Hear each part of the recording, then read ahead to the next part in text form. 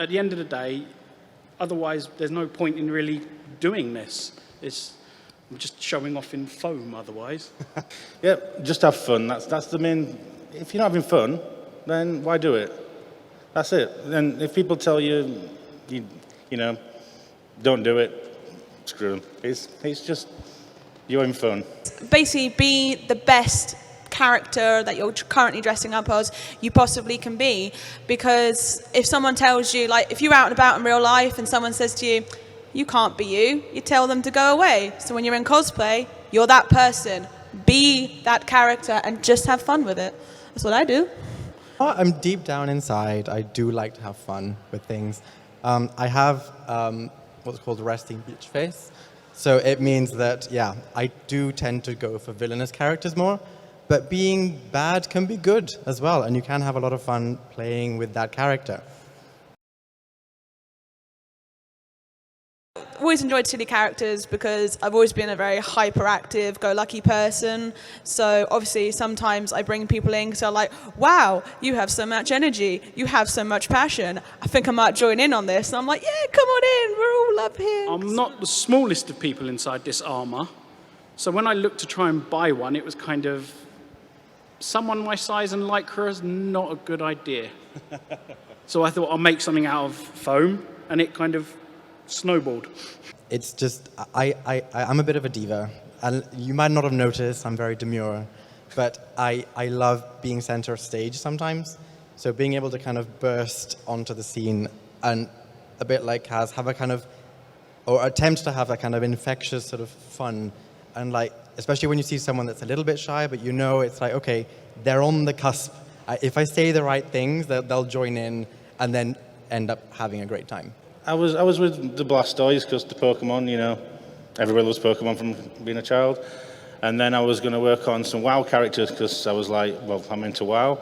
And then they released Overwatch, and I made this from the concept art 2 months before the game came out. So the costume's older than the game is. I was like, I want to be that little Swedish dwarf so much. And if you love the character, it propels you to, it motivates you to make it because you're doing something you love and you want to finish it and you want to get into it and you just want to, well, strut. I'm going to call it strut, a peacock strut. That's what you want to do down a con.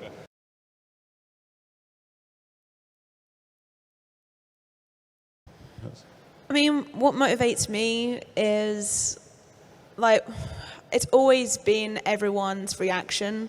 So if I'm doing like a really silly cosplay, like when I was Deadpool Princess yesterday, I loved everyone just coming up to me and going, oh my God, you're so this and you're so that. And I love putting smiles on people's faces because it just makes me happy as well, especially when people just run up to you and you can see the glint in their eye. Like when you went to Disneyland and you saw the princesses, that's exactly what I feel when people run up to me, that glint in their eye, and they're just so amazed. And I'm just like, I just feel so happy. It's like a rush of happiness.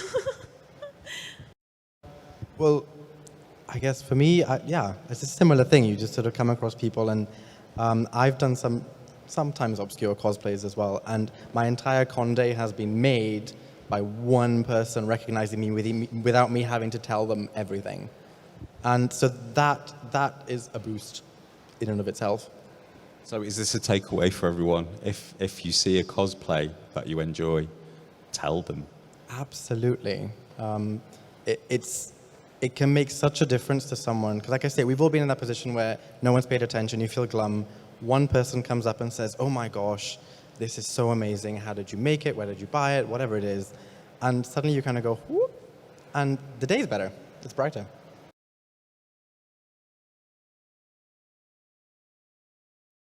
Like if you ever enter a masquerade, you've obviously got your judges. They will always, if you just go up to them, ask them after the masquerade, go and ask them like, how was I? How was my cosplay? How would you rate me? They will always be really truthful. They'll be really nice about it as well. They won't be like, oh, you were really nasty. No, they will be really nice. Friends, your cosplay friends, they will always give you feedback, because obviously when you look in the mirror, you can, especially if you're a perfectionist like me, you can think, there's this and I can't see that and I don't want this, and they'll look at you and they'll go, truthfully, this needs to be changed, that needs to be changed. No, Ed, you've got some groups that you're a part of that have been a big help with you. Is that right? I was going to say, like, for a lot of people, going to a con is a huge step, because I'm part of the London Cosplay community. I'm an admin for that group. That's a London-based one. We do socials and things, and we have quite a few people that come along because they're interested in cosplay, never have, and the first thing they say is, well, I wouldn't know where to start.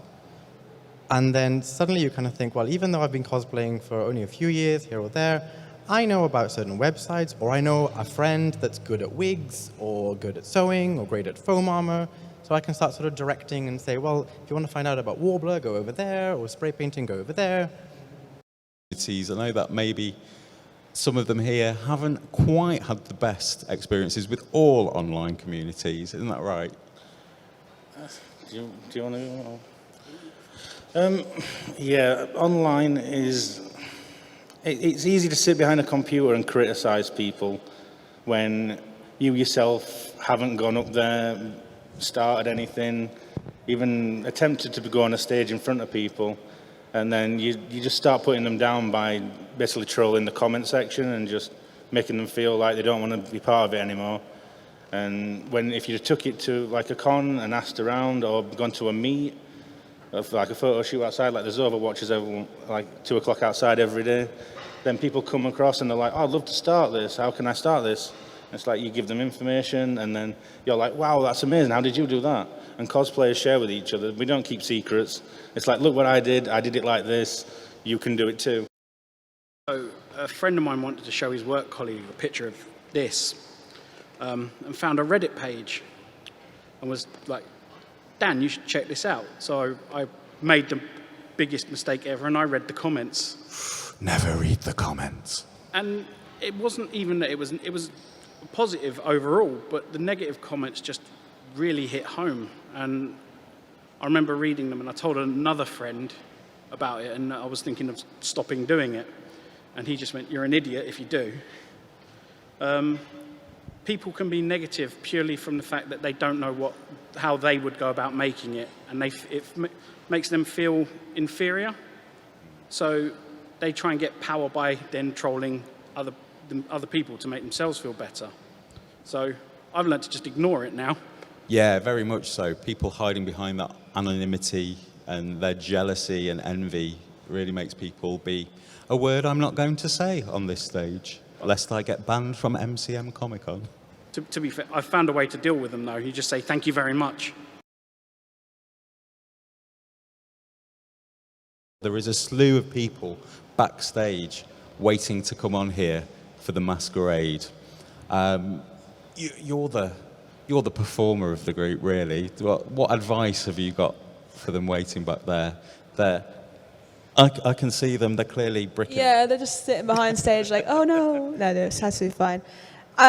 The advice I give people behind stage, for people who are out here, if you ever feel like you want to go for a masquerade, I can promise you this. I used to be very, very scared of coming up on stage, very bad stage fright. Used to come up shaking.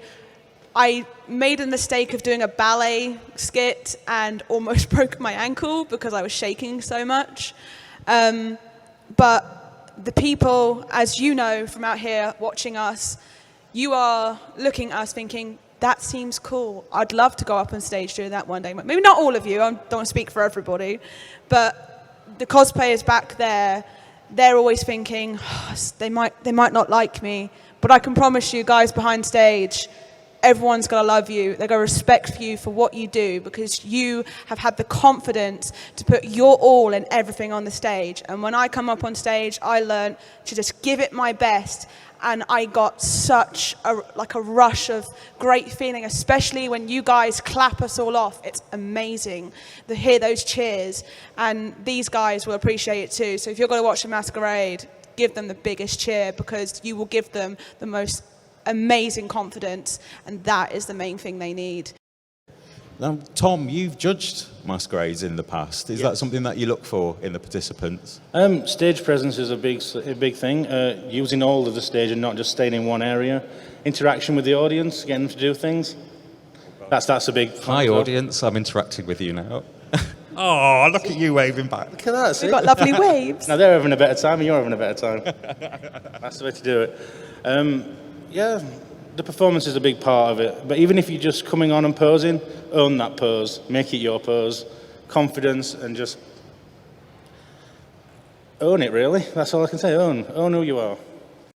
Yeah, I haven't had as much experience in masquerades, not the sort of very competitive ones like here, but my first ones were at small cons like Guildford and Reading, and it was quite fun to sort of jump on stage and be like, yeah, I'm not running around con trying to chase photographers for pictures. I actually have a captive audience sometimes. And yeah, you get to do your thing. You've got the butterflies, things are kind of going through your head, but once you step on stage, as Kaz said, give it your all, go there, do your thing. Everyone's going to love it because you're out there doing something. You're entertaining them. Entertainment is the key. But even if it's a pose, it doesn't matter. The fact you're on stage and you do something, and if it goes wrong, it goes wrong. Meanwhile, masquerade winner here. Yeah. I tend to just kind of stand there a lot of the time. You're not doing ballet like Kaz in this? I don't think people are quite ready for Reinhardt ballet just yet, and neither am I. Not with that attitude. We'll work on it. See me after the show. I'll get you up on your tiptoes, mate, don't worry. Can we do that now? Oh, God. MCM exclusive. All right, then. Well, I think you've convinced me. When's the next MCM? October? Yep, October. October. Yeah, I believe think you're it's entering. 24th, 25th, and 26th, if I remember. All right, I'm making a promise to you, my panelists here, that I'm going to enter the masquerade. Oh, I'm going to be here to watch it then. You're all going to help me make the cosplay. Hey, you can borrow the Deadpool suit if you want with the princess dress and come up. Can we marry it with an inflatable unicorn? Hell yeah. Well, there we go, ladies and gentlemen. Looks like I've just committed to something I'm already regretting.